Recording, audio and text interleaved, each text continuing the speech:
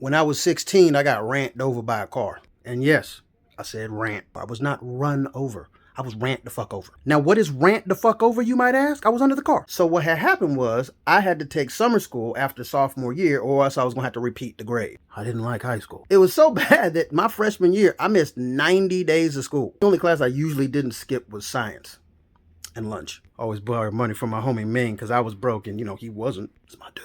Anyway.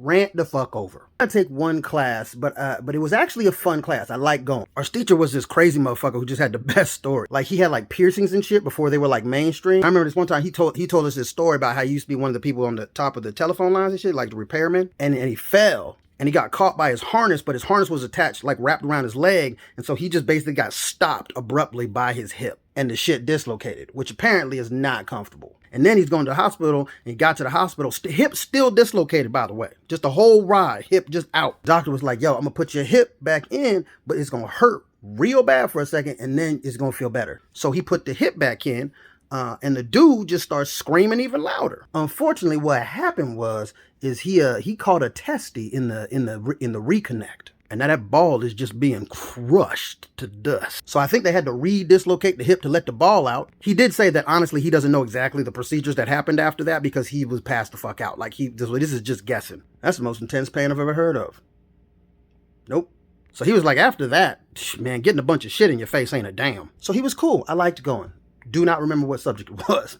Anyway, one day I'm late for class. Now, I only live like a mile and a half away from the school, so usually I just walk it or ride my bike. But I didn't have a bike anymore because I think I broke it. It was a Huffy. So sometimes I would take my mom's beach cruiser. Remember, we from Florida. And this is why I was living in Washington State. But my mom didn't like me taking a bike because I would never put it back where I found it because I was a raggedy ass child. So she had specifically told me not to take her bike. All right, I ain't gonna take your bike. So while I was riding her bike home from school, get onto Arch Street. I'm like a block and a half away from my house. But where the bike lane is on the street, there's just trees the whole way down, right in front of everybody's driveway. So you just can't, it's a blind exit on the drive. I had a Walkman and I had some raggedy ass headphones on. I was listening to Shy. The very first time I saw your brown eyes. I love Shy. I knew right then you were the wild.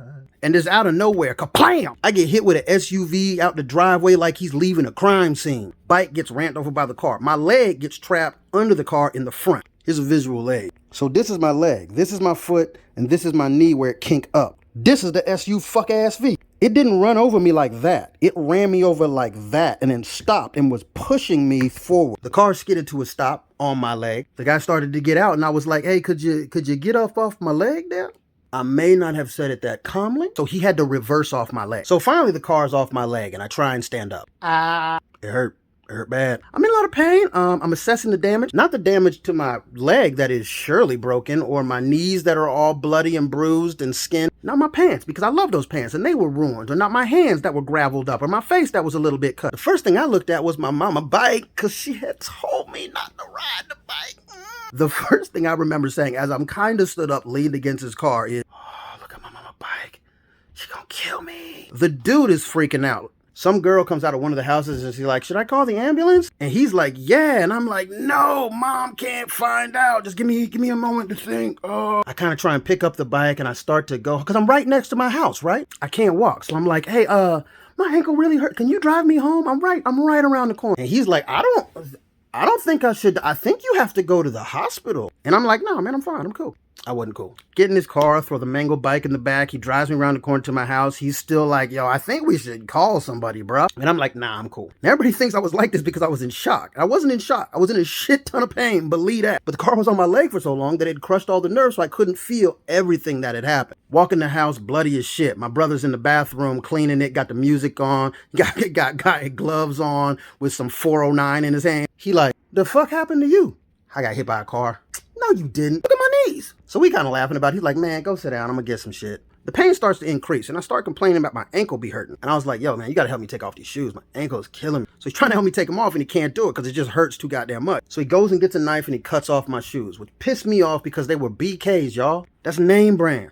I don't get name brand that often. Anyway, he cuts off my shoe, looks at my ankle, stands up, says, don't look at it, and goes to the phone. Obviously, I looked at it, which I should not have did. So I don't know how this happened. I don't know what did it, but there is a hole about that big around all the way down to the bone in my ankle. Like you can just look in and see my bone. And there's bone chips and gravel all mixed together and blood and a little bit of skin, but it's just gone. He gets on the phone, calls my mom. My mom doesn't pick up because she's a therapist and she's in the middle of a session. So he calls the ambulance.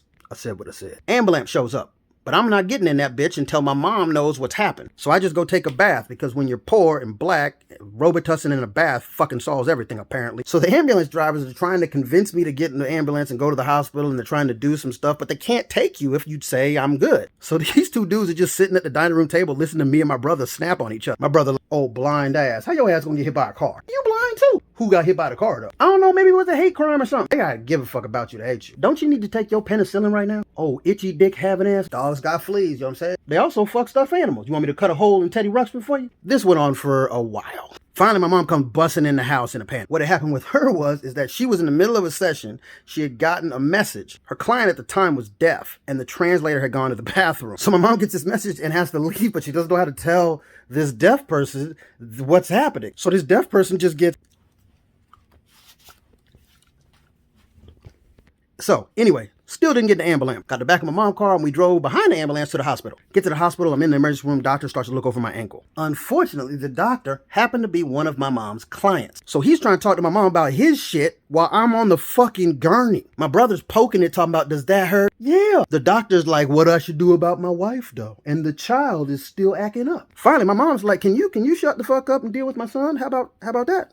So end up, the ankle wasn't broken. I mean, it wasn't fractured. There were broken bones, but it was like bone chips and shit like that. But they couldn't put a cast on it or even stitch it up because there was no skin to stitch. It was just an open wound. So I would have to periodically get it cleaned out. Oh my damn. I came within about a week and a half to getting my leg amputated because they were like, if it gets gangrene, we have to take it. And it was almost that point until the doctor basically, I went in one time and she took a Q-tip, a long ass Q-tip with peroxide and some other shit on it and just scraped everything out in my ankle, like right in the wound though. When I tell y'all it's the most pain I've ever been in my entire life, I'm not even kind of exaggerating. It was did not have my leg amputated, do have permanent damage. Fuck my brother for poking my shit. Fuck the doctor for not doing his job. Sorry for the ambulance driver who had to go through that. Sorry, I don't know if y'all knew I was black and it was just a white dude in the black. I don't know what y'all thought or knew, but sorry. But I still had a good 4th of July on crutches. I just rolled out of the way once I lit the firework. Strangely enough, that story actually leads into the second time I got set on fire. So,